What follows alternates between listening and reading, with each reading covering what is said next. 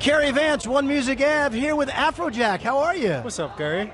I'm doing great, doing great. This must be just an absolutely insane week for you.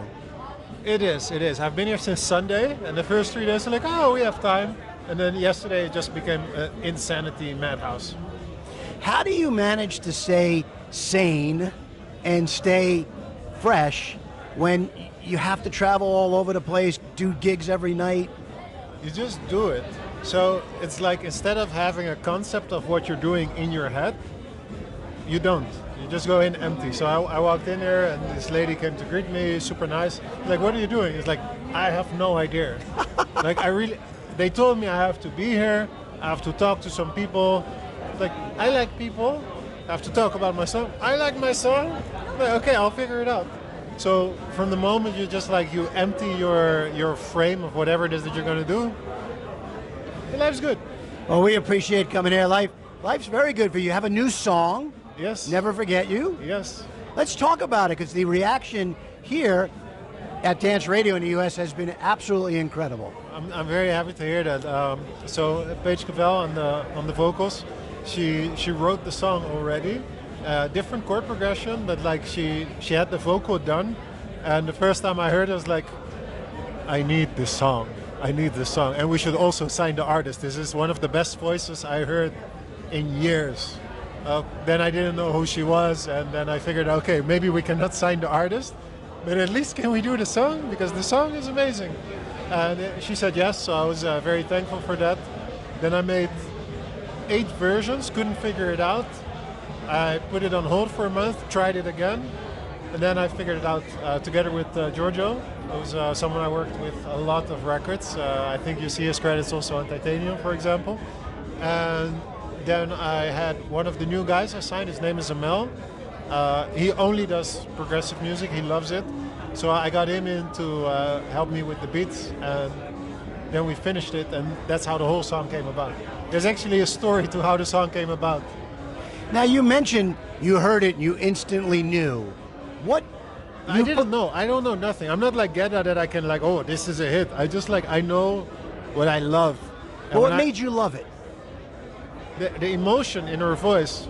It's like at some point there's like an ad-lib where she's singing like, even though you're gone, I'll never forget you. And he's going, never forget you. And like, oh my God. Like, never forget you. That's so big.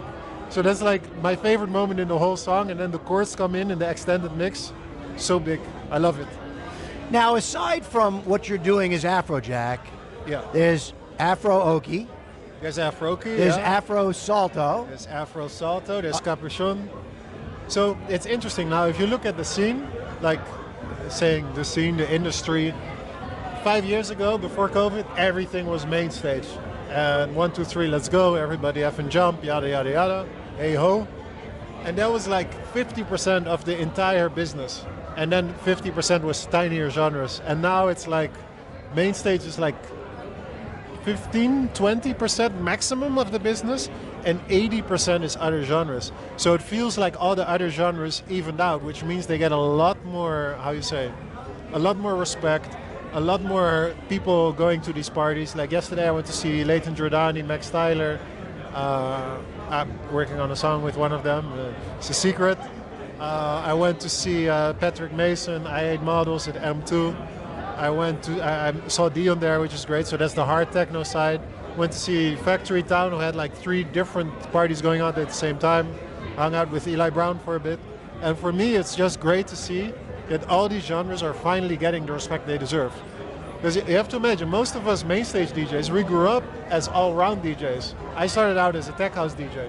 So for me to now be able to actually put my hand on this music and play it in my sets, and people not looking at me like, I don't get this. Like 10 years ago, if I played a techno record in my set, everyone would like look at me like, what are you doing? Where's the everybody effing jump? Where's the 1, 2, 3, let's go? And now it's like normal. So even though my set at Ultra tomorrow is a little bit more focused on the progressive sound, on the main stage sound, because that's just what I chose to do for this show. Like I already prepared it. But last week I played at Tomorrowland Winter, and I played everything. I played hard techno, played a tech house record, played my new single, played a big progressive record of Billie Eilish, and closed off with drum and bass. So it's like, and no one said anything like, wow, this guy's playing all genres. It was just like everyone loved it. Comments were great on YouTube. Like, okay, this is what the scene is about now. Everyone loves all type of music. There's no purism anymore, like my genre is better than yours. So I love that. Well, one of the things I loved, I came to see you in Vegas play, and just your set was, I mean, it basically covered like every genre of music, and it was incredible to hear I love it. It used to be like you play a set and maybe you play one hip-hop hit, like a piece of it, and then it speeds back up to whatever genre you were playing. And now people are way more open-minded for multiple genres. I think it's because, like, I don't know, maybe because TikTok or whatever. And then I know there's something called TikTok techno, but whatever it is, it's been good for the scene because everyone is, how you say, is killing it. And it's just so nice to see that every genre is killing it instead of just one genre taking everything. When you first started DJing and then producing, could you have ever imagined where your career would take you? No, absolutely not. It's actually very crazy for me that I'm still like, I feel like I'm still lucky that I'm allowed to be here. Like I'm seriously like, sometimes I see all these guys, I see John Summit, Dom Dollar selling all these tickets, making these like tech house hits and stuff. And then I get to play the same stage as them and like, wow, okay, thank you. You know? And I bet you they say, wow, I get to play the same stage as Afrojack. I don't know. I just feel like very lucky. Like I've been doing it for 20 years. Like next year, I think Afrojack, I came up with the name 20 years ago. So wow. I've been doing it for a while. So for me to still be here, to still be welcome at all these festivals, and for still all my fans to come see me around the world, it's a blessing. And I really now understand what a blessing it is. When I started, I was just like, yeah, you know, I'm that guy. And now I'm like, yo, no one's that guy. We're just lucky we get to live this. So you mentioned 20 years of doing this. What's a piece of advice you would give to an up-and-coming producer, artist, DJ? Don't be shy. Don't be shy. Feel free to dabble in whatever genre you want. Just always be honest about it. Like, don't ever pretend like you are something that you're not. I see a lot of people, they switch from big room to techno, and then they put on the white pants and the black clothes, and then they also start like talking techno or like talking about the other genres. Yeah, they're just not as good, this type of stuff. I'm like, that's not true. It's just, you're a guy, you make music, and now you started making this music. It's fine, but be honest about it. Like, and people are smart, you know? If you try to mess with them or you try to do some marketing move, they smell it. They smell it a mile away, and no one likes to think someone is taking advantage of them. So they will instantly ban you from their life. Now you also give back, right? You started like a mentorship program where you're mentoring artists? Yeah, so I always signed artists ever since I started. I signed Rehab, the first artist, Quintino, Shermanology, then later Chico Rose did a song with Vice. So he signed a lot of people and they got really successful. And then 2 years ago, I was talking to the owner of Tomorrowland, Michiel, and said, like, listen, I want to do what I did for these artists, but I want to do it for everybody. So we started Wall Pro Academy, which is a 30-hour lesson program you can get on the Tomorrowland Academy. And then at that, there's a Discord added where people can communicate directly with me. So I have it on my phone, so they can send me demos, they can talk about social media, mental stuff, like anything they want to learn. But at a pro level, this means like, yo, you have to take it seriously. This is not like, oh, I'm thinking about making music. You have some tips? No, I have no tips. Go make music for 5 years, then we'll talk. So now we have a small community, like I think 200 people signed up in the last year, of really, really talented producers that are really serious about it. And we have two things in it, wins and fails. And it's just so great to read people's stories about how they're using the content and getting better, getting wins, getting playlisted, getting to play Ultra, getting like Julian Cross playing Ultra this weekend, Gil Glaze playing Ultra this weekend, Wall artists. I'm playing a few of the Wall Pro Academy's guys' music in my set. So I think it's not really giving back, it's just fun for me. But I'm just very happy that I get to sort of share the spotlight a little bit. No, that's great. And then You also opened up an 800,000 square foot studio space? 800,000 square.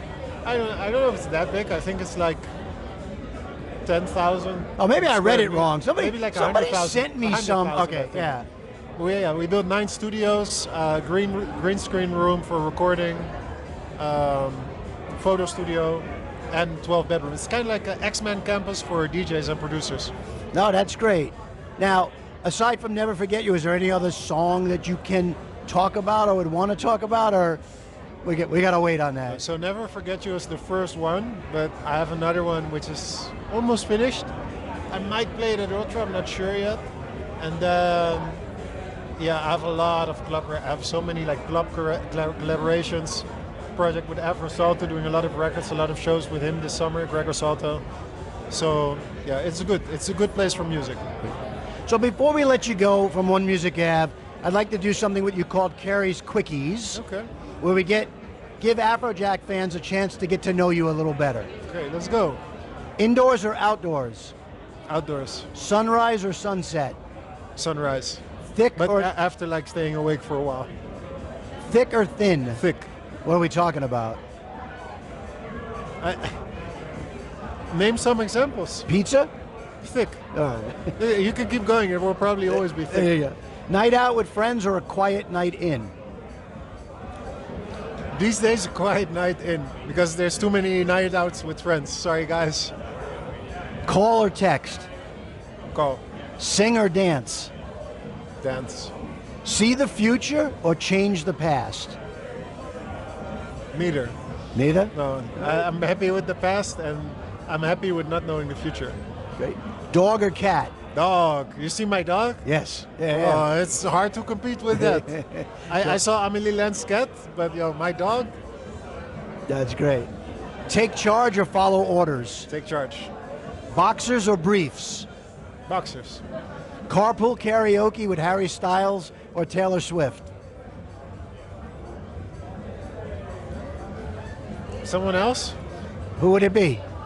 That sounds so insulting. No, I don't know. Like, I don't know. Carpool karaoke. Justin Bieber. Justin Bieber. All right, Yeah. I like that. What's the last song you, Afrojack, sang in the shower? Today, Never Forget You, actually. I was singing it. You want to sing it? Even though you're gone, Never forget.